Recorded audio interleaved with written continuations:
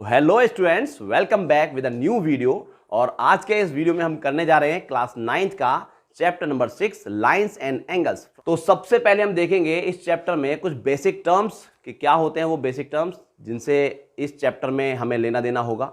ठीक है, पॉइंट्स क्या हैं, लाइंस क्या हैं, एंगल्स क्या होते हैं, इन सबको पहले समझेंगे डिटेल में। उसके बाद हम जाएंगे एक्सरसाइज पे। तो ये जो वीडियो है और ये जो शुरुआत है ये आपके लिए बहुत ज़रूरी है।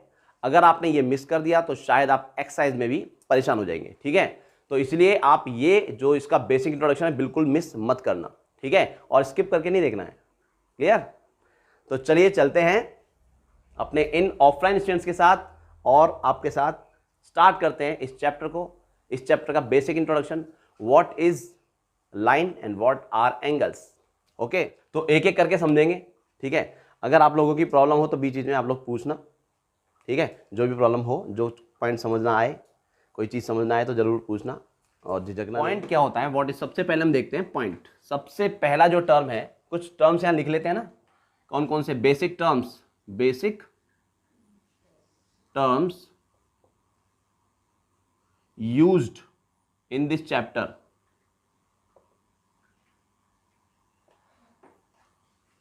इस चैप्टर में कुछ बेसिक टर्म्स हैं, उनकी डेफिनेशंस देखेंगे हम। ठीक है, वो होते क्या है। तो सबसे पहला जो स्टार्ट होता है ना कोई भी चीज, वो एक पॉइंट से स्टार्ट होती है।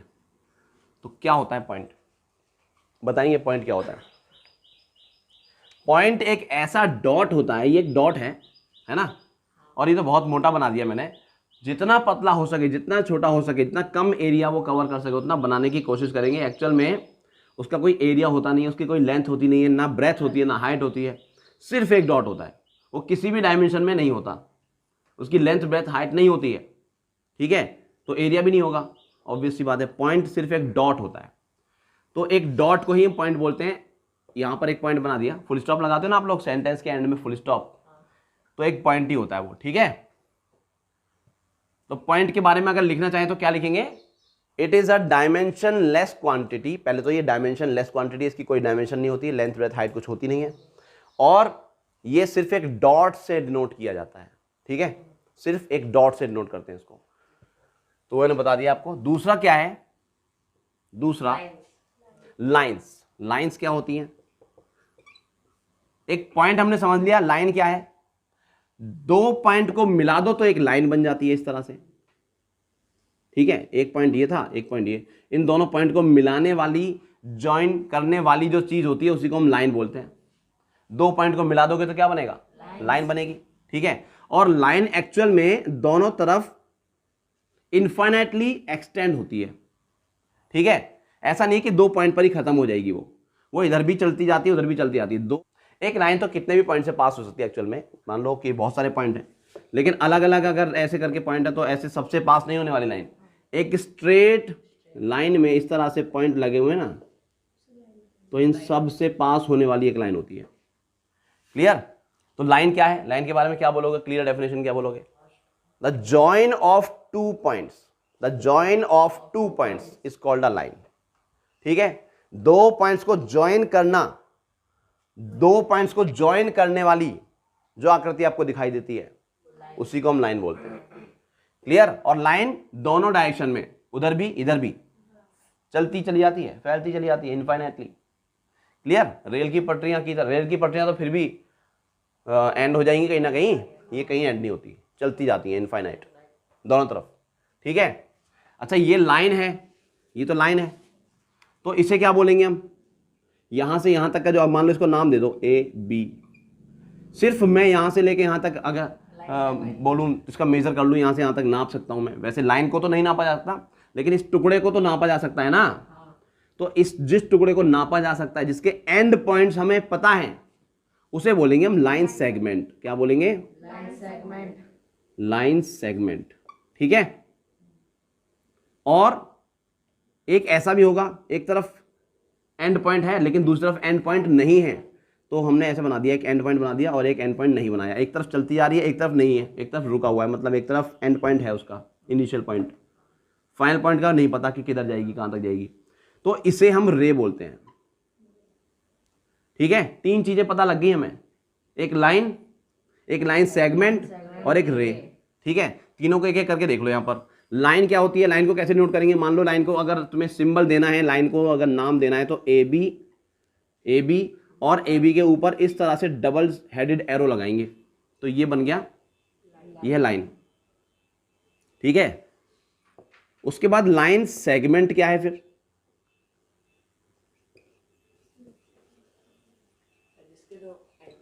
जिसके दो एंड पॉइंट होंगे उसको कैसे डिनोट करेंगे? उसको डिनोट करने के लिए ऐसे करके डिनोट करेंगे, सिर्फ एरो हेड नहीं बनाएंगे, लाइन खींच देंगे बस, ये लाइन सेगमेंट है। ठीक है, उसके बाद है रे को कैसे लिखेंगे? अगर रे लिखना होगा, रे का एक एंड पॉइंट तो होता है लेकिन दूसरा एंड पॉइंट नहीं होता, तो इस तरह से लिखेंगे। ये ए से स्टार्ट है, बी की तरफ जा रही है, इसका ध्यान रखो। ये रे ए से स्टार्ट, इनिशियल पॉइंट ए है और फाइनल पॉइंट बी। ठीक है, तो मतलब ये रे कुछ इस तरह से होगी, ए इधर होगा और बी इधर, इस साइड में बी लिखेंगे, चलती जा रही है आगे भी। क्लियर, समझ आ गया?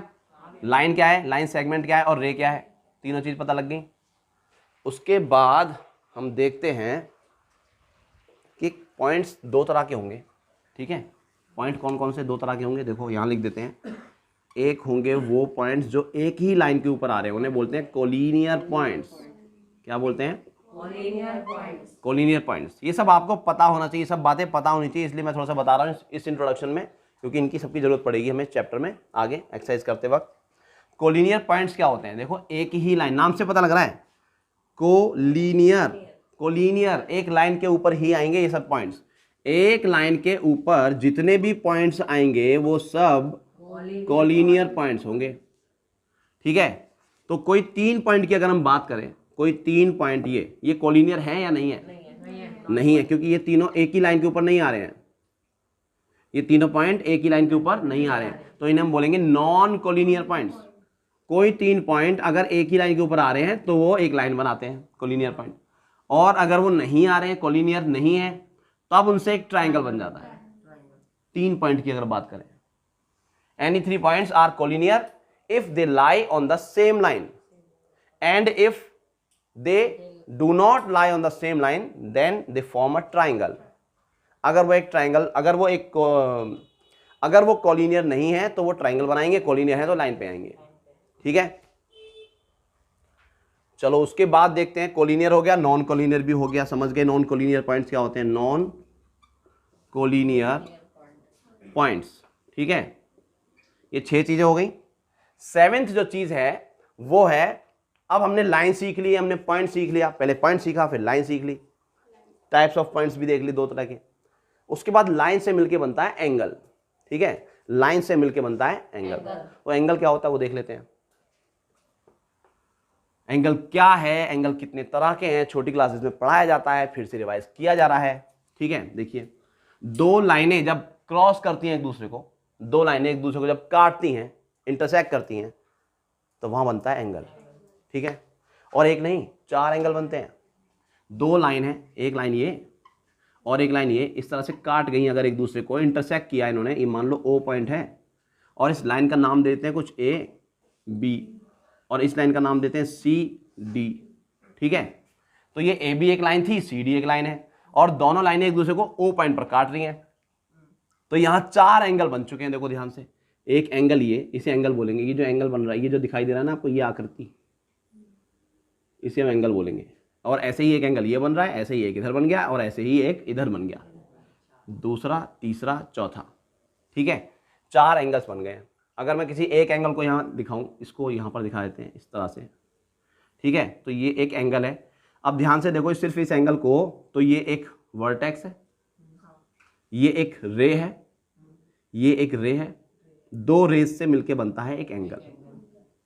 ठीक है, एक एंगल, 2 रेज जब एक ही पॉइंट से स्टार्ट होती हैं, 2 रेज, मान लो एक रे ये है, ओपन कर दें इस रे को, एक रे ये 2 रेज हैं, 2 रेज जब एक ही पॉइंट से स्टार्ट होती हैं तो उनके बीच में एक एंगल बनता है। देखो ये एंगल कैसे भी हो सकता है, ऐसा छोटा सा 0 भी हो सकता है, थोड़ा छोटा, बड़ा बड़ा बड़ा बड़ा, इस टाइप से भी हो सकता है, कैसा भी हो सकता है। ये एंगल घूम के वापस आ सकता है अपनी पोजीशन पे। तो एंगल क्या होता है? 2 रेज से बनने वाली आकृति, जब वो दोनों की दोनों रेज एक ही पॉइंट से स्टार्ट हो। ठीक है, एक ही पॉइंट से स्टार्ट हो रही दोनों रेज, तो ये बन गया एंगल। अभी और एंगल का नाम कैसे देते हैं, देखो यहां पर मान लो कि पॉइंट है, यहां पर डी पॉइंट था ना, ये यहां पर बी पॉइंट था और ये ओ पॉइंट है, तो इस एंगल का नाम कैसे लिखा जाता है, एंगल का सिंबल ऐसे लगाते हैं एंगल, ठीक है, ये एल बनाया, एल को थोड़ा झुका हुआ एल, और नाम हो गया डी ओ बी या बी ओ डी, कुछ भी बोल सकते हो आप, दोनों ही ठीक है। ओ बीच में आना चाहिए, वर्टेक्स बीच में आना चाहिए, एंगल बी ओ डी बोलो या एंगल डी ओ बी बोलो, इसको दोनों सेम, दोनों ठीक है, दोनों ही सेम एंगल है, यही एंगल की बात हो रही है, बी ओ डी या डी ओ बी। ये जो दो रेज हैं, दो आर्म कहते हैं इनको, ये एक आर्म है इस एंगल की, ये दूसरी आर्म है इस एंगल की, और ये वर्टेक्स है, कॉमन वर्टेक्स, ठीक है, एंगल की दो आर्म और ये कॉमन वर्टेक्स, एंगल बनता है दो आर्म से और एक वर्टेक्स, ठीक है, क्लियर हो गया। तो एंगल क्या होता है ये पता लग गया। अब एंगल कितने तरह के होते हैं वो देख लेते हैं, है ना, कितने टाइप्स के एंगल होते हैं। तो हमने सातवीं चीज क्या सीख ली, एंगल्स। एंगल्स क्या होते हैं, ठीक है, एंगल अलग अलग तरह के भी हो सकते हैं, दो रेस तो कैसी भी हो सकती है ना, पोजीशन लेते कैसी भी पोजीशन ले सकती हैं, तो देखो कैसी कैसी पोजीशन ले सकती हैं वो। कितनी मिट्टी कैसे निकलती है, क्या साफ कर दिया ऐसे कपड़े से करते ना, तो कपड़े वैसे कर देते तो नहीं मैं कभी जैसे कभी गंदा काम। देखो टाइप्स ऑफ एंगल्स है ना, टाइप्स ऑफ एंगल्स तो हमने देख लिए। अब एंगल्स के कितने टाइप्स होते हैं, कितने तरह के एंगल्स होते हैं वो देखो। ऐसा हो सकता है कि एंगल दो रेज से बन रहा है और दोनों रेज एक दूसरे के ऊपर हो, इस तरह से, एक छोटी बना दी एक बड़ी, है ना, तो ये जो एंगल बन रहा है इनके बीच में अभी वो जीरो बन रहा है, 0 डिग्री का एंगल, ठीक है, इसे बोलेंगे जीरो एंगल, ठीक है, या 0 डिग्री, एक ही बात है। दूसरा एंगल, अब ये थोड़ा सा उठेगा, मतलब कि मैं तुम्हें यहाँ पर बना के दिखाता हूँ, ये अभी 0 डिग्री है, अब थोड़ा सा इसको खोल दिया हमने तो ये छोटा एंगल बन गया, कुछ थोड़ा एंगल बन गया ना, कुछ 10 20 30 40 कुछ, है ना, ऐसा।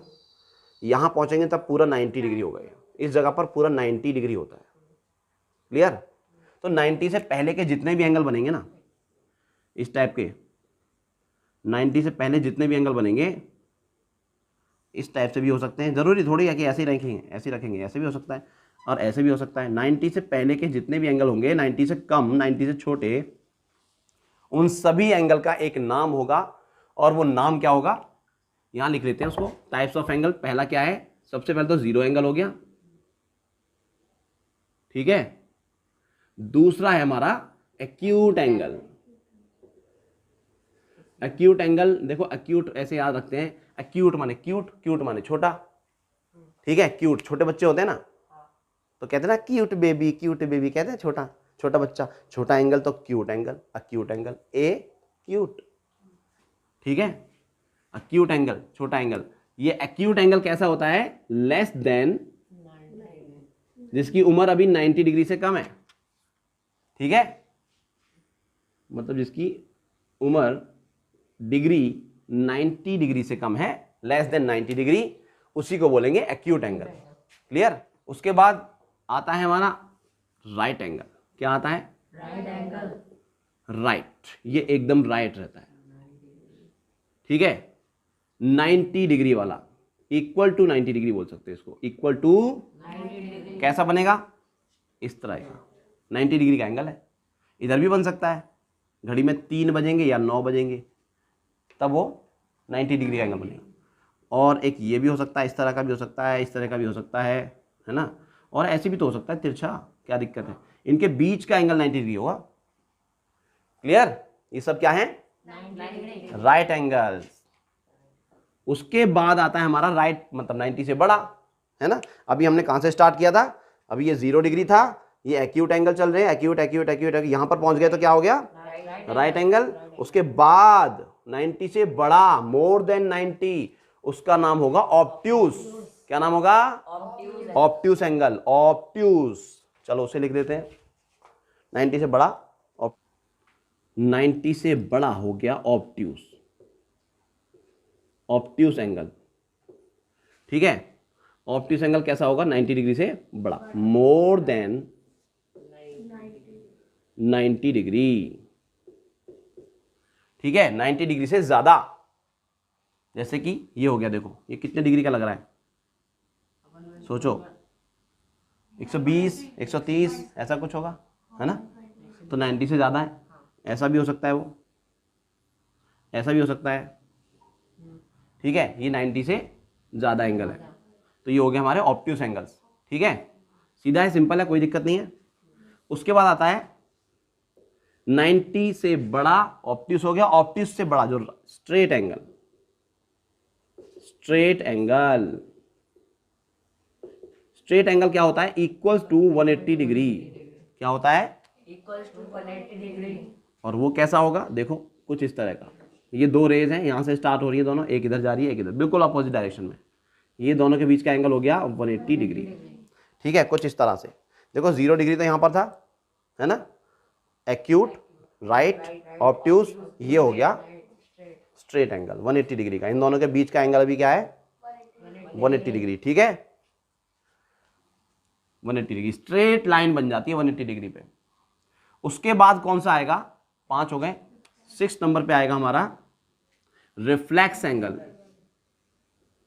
ये भी बहुत बार यूज होगा और एक्सरसाइज के पहले ही क्वेश्चन में यूज हो रहा है। ठीक है, तो अच्छे से समझ लो रिफ्लेक्स एंगल क्या है। रिफ्लेक्स एंगल 180 से बड़ा होगा, मतलब वो बड़ा होगा 180 डिग्री से, है ना?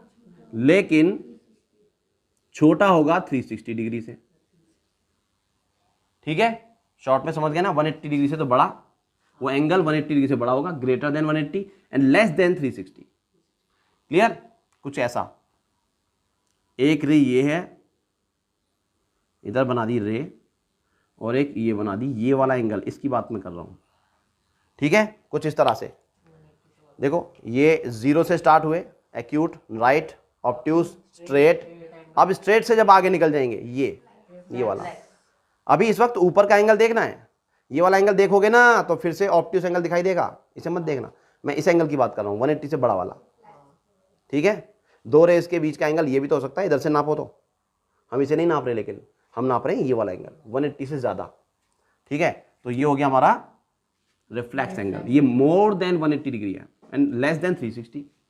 अब 180 से और 360 के बीच के जितने भी एंगल होंगे वो सब क्या होंगे? Reflex angles. ठीक है, चलो रिफ्लेक्स भी समझ गए। उसके बाद लास्ट एंगल जो बचता है वो है हमारा कंप्लीट एंगल। ठीक है, कंप्लीट एंगल कौन सा होगा? अब नाम से जैसा कि जाहिर है, जैसा कि इसका नाम है वैसा इसका काम है। ये 0 था, एक्यूट, राइट, रिफ्लेक्स के बाद घूम के वापस वही पहुंच जाए जहां से स्टार्ट हुआ था, तब हुआ एक कंप्लीट राउंड कंप्लीट कर दिया ना उसने, एक कंप्लीट चक्कर लगा दिया पूरा। ठीक है, तब बोलते हैं हम कंप्लीट एंगल। और ये कितना डिग्री का होता है? ये इक्वल्स टू 360 डिग्री का होता है। क्लियर? तो ये 7 तरह के एंगल्स हैं: 0 angle, acute angle, right angle, obtuse angle, straight angle, reflex angle and complete angle. ठीक है, तो ये टाइप्स ऑफ एंगल्स हो गए, नोट कर लो। उसके बाद इसे हटाते हैं। ठीक है, देखो अब एंगल ना 2 तरह के और होते हैं पेयर में 2 तरह के एंगल होते हैं। ठीक है, एक कॉम्प्लीमेंट्री पेयर होता है, कॉम्प्लीमेंट्री, और एक होता है सप्लीमेंट्री। ठीक है, नाम से तो कुछ नहीं पता लग रहा। Complementary angles and supplementary angles कौन से होते हैं? कॉम्प्लीमेंट्री होता है जिनका सम 90 डिग्री होता है, भूलना मत। ठीक है, जैसे कि फॉर एग्जाम्पल 30 डिग्री और 60 डिग्री, ये दोनों मिलके क्या बना रहे हैं? 90 डिग्री। ठीक है, तो ये दोनों एक दूसरे के क्या हो गए? कॉम्प्लीमेंट बोलते हैं एक दूसरे का, या फिर कॉम्प्लीमेंट्री एंगल्स बोल देते हैं। ठीक है, 80 डिग्री का कॉम्प्लीमेंट कौन होगा? 10 डिग्री, तभी तो मिलके 90 बनाएगा। तो ये दोनों एक दूसरे के कॉम्प्लीमेंट्री एंगल्स हैं। 45 का कॉम्प्लीमेंट्री एंगल क्या होगा? बताओ। 45। ठीक है, और आप लोगों के लिए क्वेश्चन, 0 डिग्री का कॉम्प्लीमेंट क्या होगा? ठीक है, 0 डिग्री का कॉम्प्लीमेंट क्या होगा आपको बताना है कमेंट करके। चलिए उसके बाद देखते हैं सप्लीमेंट्री एंगल। सप्लीमेंट्री कौन से होंगे? जिनका सम 180 डिग्री होगा। क्लियर? अब ऐसे कौन से होंगे? जैसे कि 110 प्लस 70, इनको जोड़ के कितना आ रहा है? तो ये दोनों एक दूसरे के सप्लीमेंट्री एंगल्स हैं। 100 का सप्लीमेंट 80 डिग्री। ठीक है, क्योंकि इनको मिला के भी 180 आएगा। अगर मैं सिंपली पूछता हूं, बताओ 150 का सप्लीमेंट्री एंगल कौन होगा? 30 डिग्री, क्योंकि 150 के साथ 30 को ऐड करेंगे तभी आएगा 180 डिग्री। क्लियर? तो सप्लीमेंट्री एंगल कैसे निकालेंगे? जो भी एंगल दिया है 180 में से माइनस कर दो, उसका सप्लीमेंट आ जाएगा।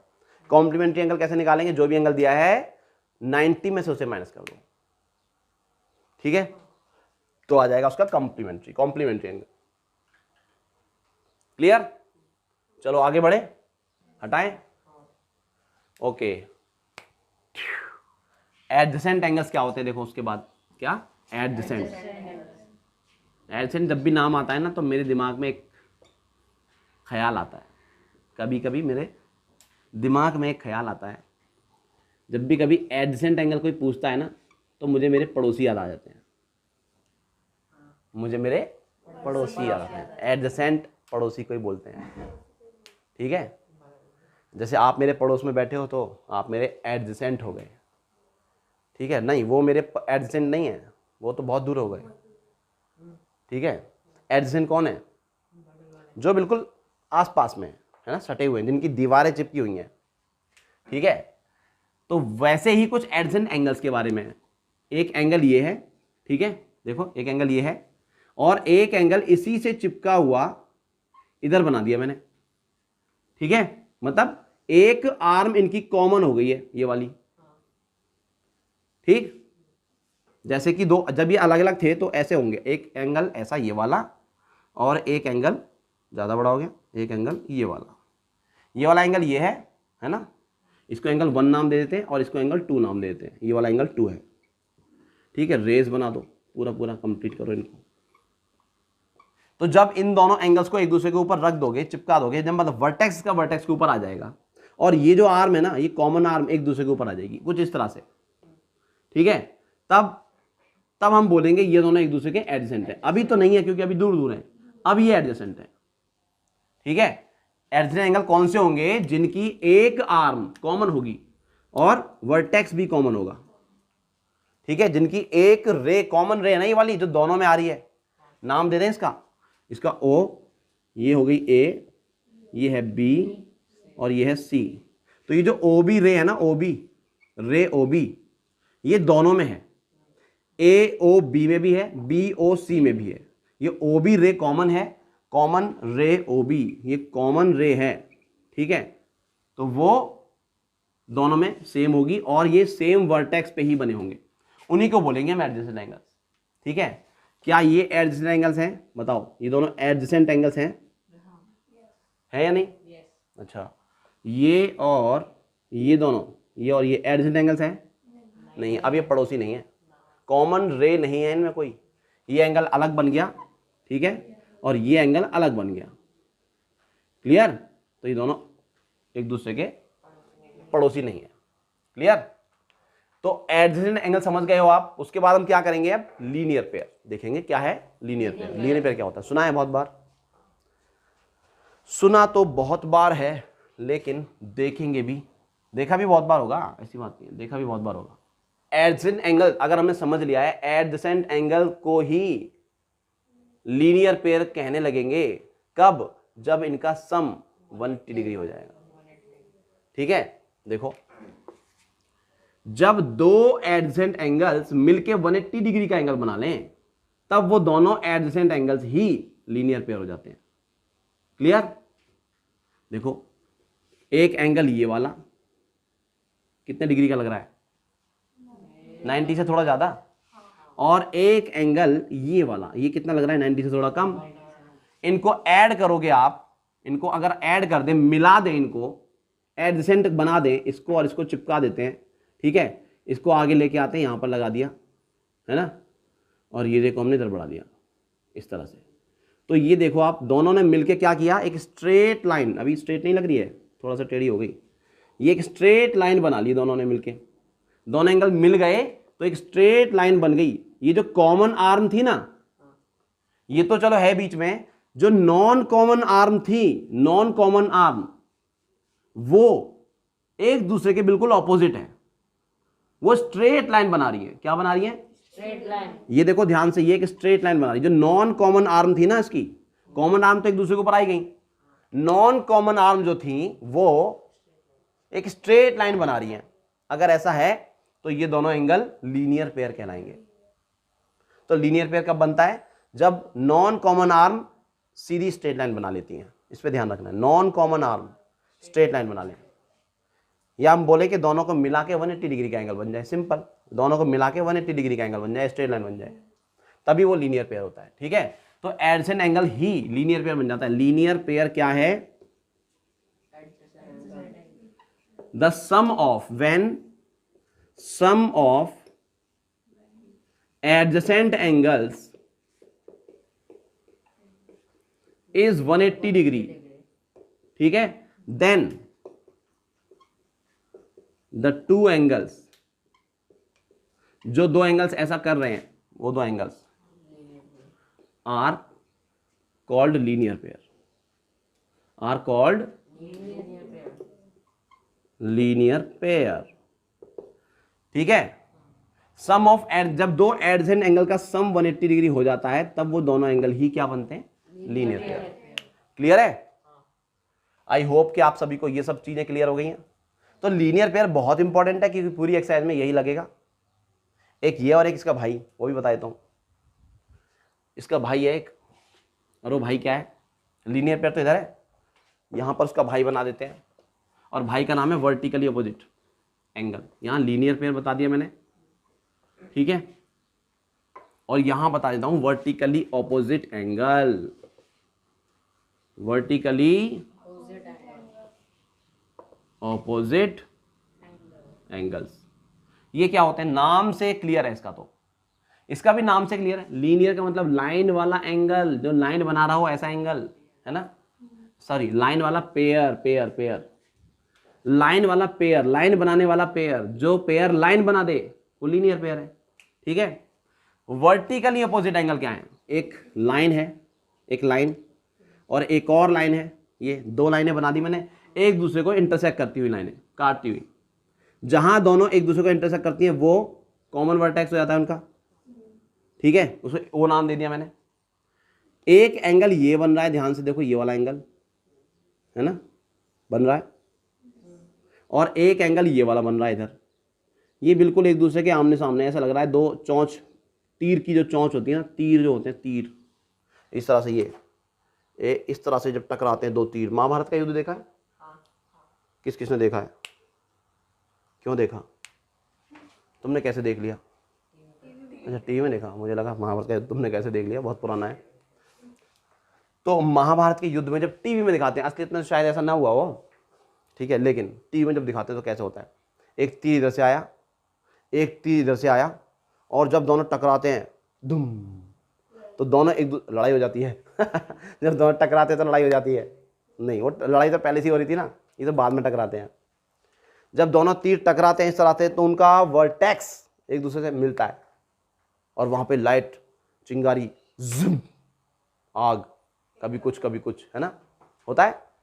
और थोड़ी देर बाद ही क्या होता है? वो घूमता रहता है चक्र वहां पर, और वो इनमें से एक गायब हो जाता है, होता है। कभी इनका गायब हो गया, होता है। तो वो तीर जो गायब हो जाता है, उसके बाद जिनका गायब हो जाता है वो उसका रिएक्शन कैसा होता है? जो जिसका गायब हो जाता है उसका रिएक्शन कैसा होता है? जैसे मान लो ये मेरा तीर है, ये तुम्हारा तीर है,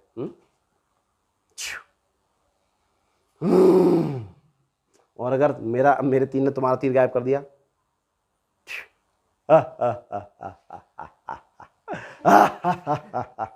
नहीं होता है ऐसा?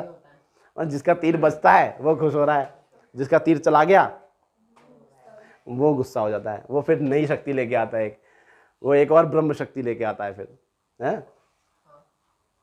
ओम ब्रह्मदेव प्रसन्न हो, जुम आगे हाथ में एक और होता है ऐसा।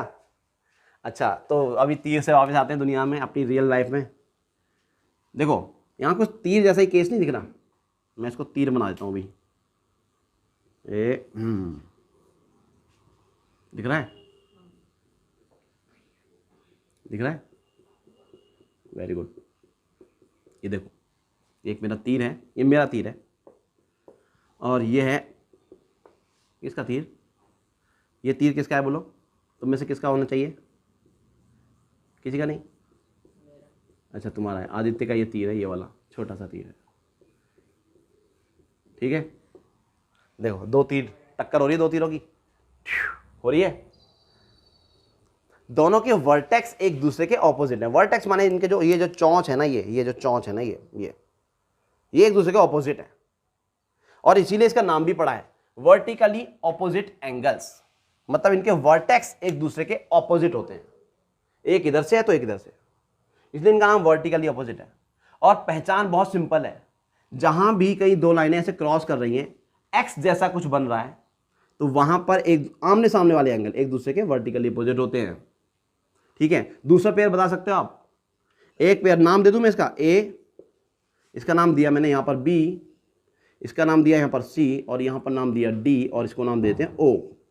तो मैंने एक नाम दिया वर्टिकली, पर देखो वर्टिकली अपोजिट कैसे, ए O C, angle A O सी किसका वर्टिकली अपोजिट है बोलो? Angle B O D, angle B O D. A O C और बी ओ डी एक दूसरे के वर्टिकली अपोजिट है। दूसरा पेयर, आप लोगों को दूसरा पेयर बताना है इसमें कि दूसरा pair of vertically opposite angles क्या है, तो कमेंट करके जरूर बताइए।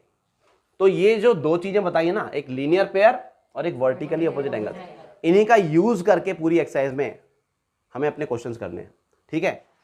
देखो इसके बाद क्या है, इसके बाद ना इसमें दो एक्सियोम दिए हुए हैं, ठीक है। एक्सियोम्स क्या है, थ्योरम से थोड़ा अलग होते हैं, एक्सियोम को प्रूव करने की जरूरत नहीं होती है, ठीक है। तो एक्सियोम्स दिए हुए हैं तुम्हारी आपकी किताब में, दो एक्सियोम्स दिए हुए हैं, बुक्स में दो एक्सियोम दिए हुए हैं। एक्सियोम नंबर 1, और वो क्या कह रहा है कि अगर कोई एक स्ट्रेट लाइन है, ठीक है, अगर कोई एक स्ट्रेट लाइन है और स्ट्रेट लाइन पर मैंने एक इस तरह से रे को खड़ा कर दिया, ठीक है, रे यानी रे स्टैंड्स ऑन अ लाइन, तो ये जो दो एडजेसेंट एंगल्स बनते हैं ना, इनका सम 180 डिग्री होगा, ठीक है। अगर कोई स्ट्रेट लाइन है, इसके ऊपर कोई रे खड़ी है, इस तरह से सीधी कर दें इसको, थोड़ा टेढ़ी हो गई हमारी रे, हवा चल रही है, ठीक है। तो ये एक रे है, तो इन जो ये दो एडजेसेंट एंगल बने ना, ये वाला एक, ये वाला और एक ये वाला, दो एडजेसेंट एंगल्स, इनका सम हमेशा 180 डिग्री होगा, और वो तो होगा ही, सिंपल, क्योंकि इनकी जो नॉन कॉमन आर्म्स हैं वो एक दूसरे के ऑपोजिट जा रही है, एक स्ट्रेट लाइन बना रही है, तो सम तो 180 डिग्री होगा ही, क्लियर। तो ये हमारा पहला एक्सियोम कह रहा है।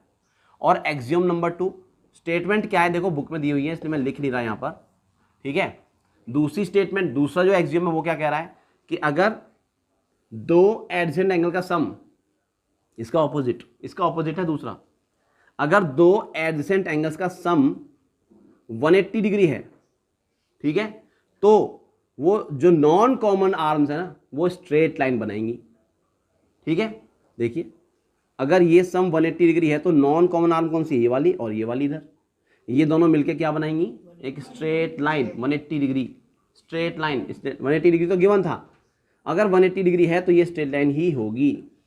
ये दूसरा एक्सियोम है, ठीक है। उसके बाद किताब में दिया हुआ है एक थ्योरम, और इस थ्योरम के बेस पर बाकी सारे क्वेश्चंस करेंगे हम, इस थ्योरम के बेस पर ही सारे क्वेश्चंस करेंगे, ठीक है। तो थ्योरम को समझना बहुत ज़रूरी है। क्या है, बहुत छोटा सा थ्योरम है, बहुत ईजी थ्योरम है, वर्टिकली ऑपोजिट एंगल्स के बारे में। किसके बारे में? Vertically opposite angles. आपको पता तो है ही वर्टिकली ऑपोजिट एंगल्स क्या होते हैं, वर्टिकली ऑपोजिट एंगल्स पता है कि नहीं पता? और थ्योरम ये कह रही है आर ऑलवेज इक्वल, ये हमेशा बराबर होते हैं, ये थ्योरम है, ठीक है। इसको पूरा स्टेटमेंट जो दी हुई है वो देख लेना क्या है, थ्योरम नंबर शायद 6.1 होगी, है ना, क्या स्टेटमेंट क्या है उसकी, पढ़ो जरा एक बार।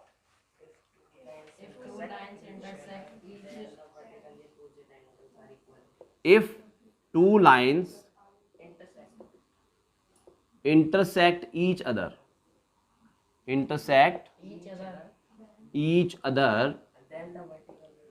then the vertically opposite angles are always equal। ठीक है, देखो कैसे दो लाइनें एक दूसरे को इंटरसेक्ट करती हैं। सबसे पहले तो पता होना चाहिए इंटरसेक्टिंग लाइंस होती क्या है। जो लाइनें एक दूसरे को काटती हैं ना इस तरह से, वो इंटरसेक्टिंग लाइंस हैं। तो जो नहीं काटती हैं उनको क्या बोलेंगे, non intersecting lines, non intersecting lines या पैरेलल लाइंस। ठीक है, देखो इस तरह से ये लाइन और ये लाइन क्या है, एक दूसरे को नहीं काट रही हैं, तो पैरेलल लाइंस हो जाएंगी। हमारी नोटबुक में जो लाइंस होती है ना, पहले से ही खिंची हुई लाइंस रहती हैं, तो वो क्या है, पैरेलल लाइंस ही हैं। बोर्ड के दोनों एज देख लो आप, बुक्स के दोनों एजेस देख लो आप, रेल की पटरियां देख लो आप, पैरेलल लाइंस हैं। नॉन पैरेलल या फिर इंटरसेक्टिंग लाइंस इनको बोलते हैं, पैरेलल लाइंस ये नॉन इंटरसेक्टिंग लाइंस। ठीक है, क्लियर।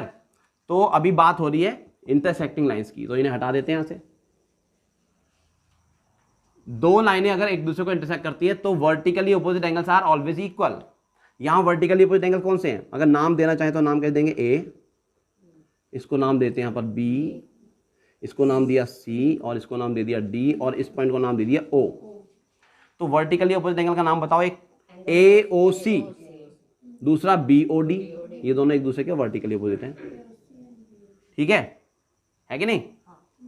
और ये वाला जो एंगल है ना, ये ए ओ डी, ये इसका वर्टिकली अपोजिट है सी ओ बी या बी ओ सी। क्लियर। अब ये कह रहे हैं ये दोनों इक्वल होते हैं, इस बात को प्रूव कैसे करें। ठीक है, लीनियर पेयर तो 180 डिग्री का होता है, इतना तो पता है, उसी को लेके करेंगे। देखो angle A O C, angle A O C, angle A O C और A O D, A O C और ए ओ डी ये दोनों मिलके क्या बना रहे हैं बोलो, लीनियर पेयर, स्ट्रेट लाइन बना रहे हैं ना। तो angle A O C plus A O D, angle A O D is equal to 180 degree.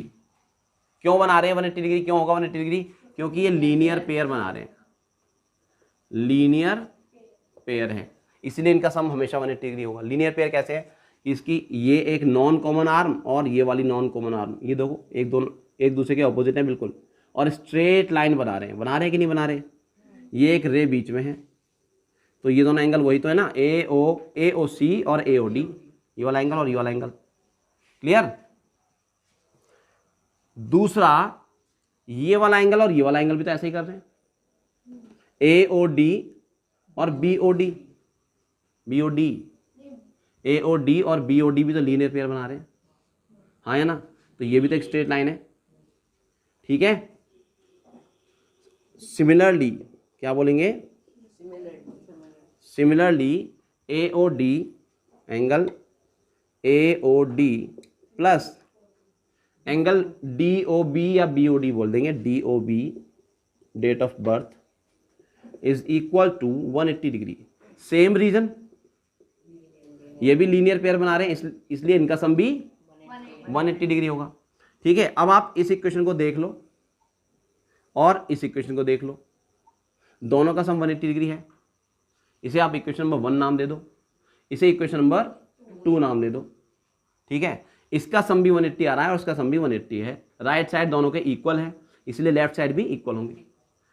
ठीक है, फ्रॉम इक्वेशन 1 एंड 2 लिखेंगे क्या, फ्रॉम इक्वेशन 1 एंड 2, पहली और दूसरी इक्वेशन को देखकर हमें ये समझ आ गया कि लेफ्ट हैंड साइड इसका और लेफ्ट हैंड साइड इसका इक्वल होगा, क्योंकि राइट हैंड साइड तो दोनों के इक्वल है, तो लेफ्ट हैंड साइड भी इक्वल होने चाहिए।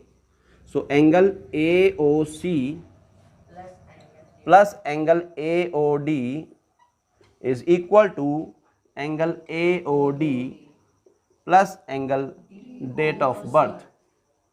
ठीक है, अच्छा यहां ए ओ डी दोनों साइड सेम है, कट जाएगा, तो क्या बचा, angle A O C is equal to angle D O B. ध्यान से देखिए इन पेयर्स को, ए ओ सी कौन सा एंगल है, ए ओ सी ये वाला एंगल, क्लियर? DOB कौन सा? ये वाला DOB, ये वाला एंगल। क्या ये दोनों एक दूसरे के वर्टिकली अपोजिट नहीं है? ये वाली और ये, है ना? तो वो हमने प्रूव कर दिया। कैसे प्रूव हुआ? लीनियर पेयर की हेल्प से। इन दोनों एंगल का सम 180 डिग्री, इन दोनों एंगल का सम भी 180 डिग्री। तो ये एंगल तो कॉमन हो गया, कट जाएगा बीच में से, ये दोनों एक दूसरे के अपोजिट इक्वल हो गए। ठीक है, तो वर्टिकली अपोजिट एंगल इक्वल होते हैं, हमेशा याद रखना है इस थ्योरम को, और इसी पे बेस्ड सारे क्वेश्चंस होंगे।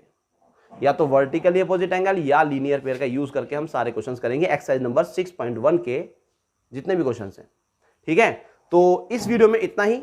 ठीक है, इस वीडियो में हमने देखा चैप्टर 6 का बेसिक इंट्रोडक्शन, जिसमें हमने देखा बेसिक कुछ डेफिनेशंस, पॉइंट्स क्या होते हैं, एंगल्स क्या होते हैं, लीनियर पेयर क्या है, वर्टिकली अपोजिट एंगल्स क्या है।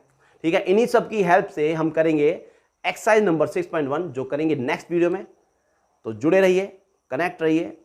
तो मिलते हैं नेक्स्ट वीडियो में एक्सरसाइज नंबर 6.1 के साथ। तब तक के लिए बाय बाय। तो जाते जाते एक शॉर्ट ट्रिक आपको जरूर बताऊंगा मैं। हर वीडियो में मैंने प्लान किया है कि आपको एक शॉर्ट ट्रिक, एक मैथ्स की शॉर्ट ट्रिक जरूर बताऊंगा। ठीक है, तो आज की जो शॉर्ट ट्रिक है वो क्या है वो देखिए। लेकिन शर्त यह है कि इस शॉर्ट ट्रिक को देखने के बाद आप लोग यूज जरूर करना उसका। अगर यूज नहीं करोगे तो काम की नहीं है, यूज करोगे तो काम की है। ठीक है, देखिए बहुत आसान, बहुत मजेदार ट्रिक। बहुत बार आपका सामना पड़ता होगा 11 से मल्टीप्लाई करने का, नंबर्स की। जैसे 23 × 11 है ना, आप लोग कैसे करते हैं? 23 × 11 ऐसे लिखेंगे, यही तरीका है आपका।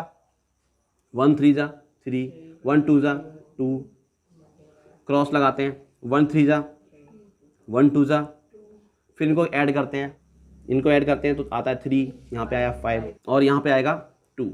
तो ये हमारा आंसर आया 253।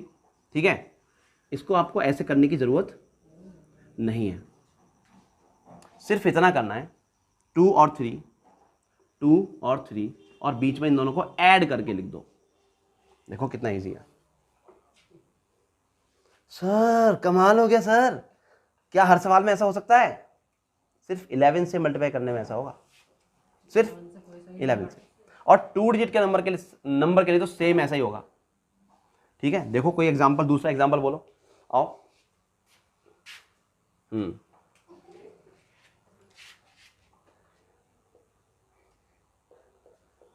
अच्छा, 56 × 11 आपने नंबर क्यों लिया? क्योंकि यहां पर इधर देखो 56 × 11 है ना, 56 × 11 करना है। ठीक है, तो 5 और 6 को एज इट इज लिख दो, बीच में इन दोनों को ऐड करके लिखना है। लेकिन शर्त यह है कि बीच में एक ही डिजिट आएगी। तो ऐड करके तो 11 आ गया, 11 का 1 यहां लगाएंगे और 1 कैरी ओवर यहां कर देंगे, एक 1 कैरी यहां कर देंगे, तो 5 1 6, ये इसका आंसर होगा। विदाउट एनी कैलकुलेशन आप सीधे मल्टीप्लाई कर सकते हैं 11 की किसी भी नंबर से, है ना? बढ़िया मजेदार ट्रिक। चलो एक और नंबर लेते हैं। 45 को 11 से मल्टीप्लाई करना है, बोलो फटाफट फटाफट, जल्दी जल्दी। Yes, 495, very good. सीधा, no if, no but, no झंझट। ठीक है, और एक नंबर, मजा आ रहा है? बिना मल्टीप्लाई करे आपको 11 से मल्टीप्लाई करने की एक ट्रिक मिल गई है। ठीक है, 36 × 11 बोलो, 396। 21 × 11 बोलो, 231। ठीक है, 42 × 11, 462। सर इजी नंबर ले रहे हो, थोड़ा हार्ड ले लो, हार्ड ले लेते हैं बेटे, हार्ड ले लेते हैं। ठीक है, 78 × 11, देखो अब हमें पता है इसका कैरी आएगा, 7 और 8 को अलग अलग लिखेंगे, हमें पता है इसका बीच में कैरी आने वाला है, तो पहले से ही कैरी ऐड कर देंगे, तो 8 बन जाएगा इधर। ठीक है, एंड इनको ऐड करके 15 आता, तो 5 उसका और 8 ये, बहुत ईजी है, कुछ नहीं है। ठीक है, 96 × 11 बोलो क्या आएगा? 9 में एक कैरी जुड़ जाएगा, 10,